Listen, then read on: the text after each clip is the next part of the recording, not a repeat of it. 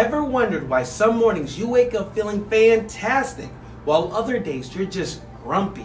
Turns out it's not just about getting enough sleep, it's also about the quality of your sleep. Dive into this video as I unravel a fascinating study exploring the deep connection between sleep and mood. You won't want to miss the expert tips at the end either. They could truly revolutionize your sleep and mood, changing your life forever. So without further ado, my name is Jeremy Colon, and this is The Dark Side of Fitness, episode 71. Thank you for joining me today. Welcome to my channel. We focus on transforming your body from the inside out. If you're ready to take your fitness journey to that next level, hit that like button, subscribe to my channel for more whole body transformation content.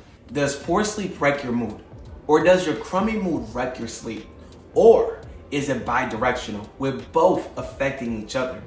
In a recent study, scientists from the Netherlands explored this chicken of the egg conundrum. Let's take a look. So here's the study snapshot. Participants, 1,165.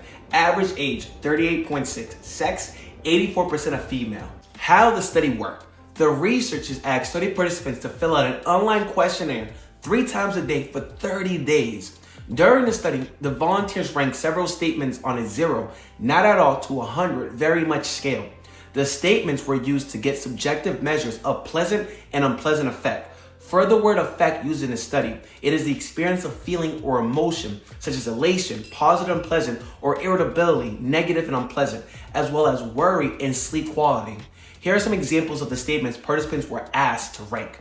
For unpleasant effect, I feel anxious, I feel nervous, I feel irritable, I feel tired. For pleasant effect, I feel enthusiastic, I feel cheerful, I feel relaxed, I feel content, I feel calm. Repetitive thoughts about anticipated threats, I worry a lot. Sleep quality, did you sleep well? Did you sleep enough? Before we go on, don't confuse effect with effects. So what the study found, after the researchers crunched the data, they concluded good sleep predicts pleasant effect the following day, and not surprisingly, poor sleep predicts unpleasant effect. Pleasant effect during the day predicts better sleep. Unpleasant effect and worry predicts poor sleep. Interestingly, the effects of effect and worry on sleep weren't as strong as the effects of sleep and effect and worry, which once again just goes to show you how important a good night's rest is.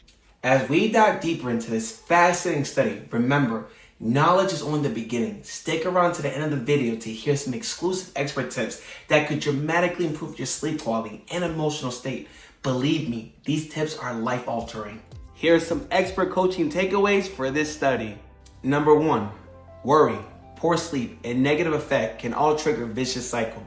The researchers wrote, daytime worrying contributes to sleep problems, which in turn increase intrusive negative thinking, autonomic arousal, and emotional distress, and from these, worry again. Conversely, sleep problems may influence effect by impairing executive functioning that makes it harder to inhibit negative emotions and thought patterns. So the end result, repetitive thoughts like, I'll never be this person, or I'll never achieve my fitness goals flourish. On top of that, cortisol reactivity increases, raising the risk for depression and anxiety, which increases the likelihood of more sleep problems. On the plus side, people can pull out of a crummy sleep and mood tailspin, wrote the researchers. Our studies suggest that any intervention that prevents or ameliorates sleep problems, unpleasant effect, or worries not only benefits that particular symptom, but the other symptoms as well, and might turn a negative spiral into a more positive one. They wrote, the upshot, improve your sleep to reduce your propensity to worry and boost your pleasant effect, and vice versa. Number 2, familiarize yourself with CPTI. That stands for Cognitive Behavior Therapy for Insomnia, and it's considered the most effective non-drug treatment for sleep problems. It typically involves 6 to 8 sessions with a qualified specialist. Of course, you have to be qualified to treat someone with CPTI. However, there are a few CPTI techniques that are well within the scope to follow. For example, unwind before sleep with a pre-sleep ritual. Sleep in a cool, dark, quiet room. Relax before bed and also during the day with breath work like box breathing, meditation, or journaling. Question cognitive distortions like, I'll never get to sleep. Number 3, have a plan for being awake in bed. Negative thoughts about sleep tend to trigger the stress response keeping you awake even longer. Instead, try to see your awake time as a gift, allowing you to daydream, journal, or do some other relaxing activities, says Dr. Winter. If I wake up in the middle of the night and can't get back to sleep, I'll just read until I'm ready to relax and go back to sleep. Now, the important thing is you must keep your schedule intact, he says.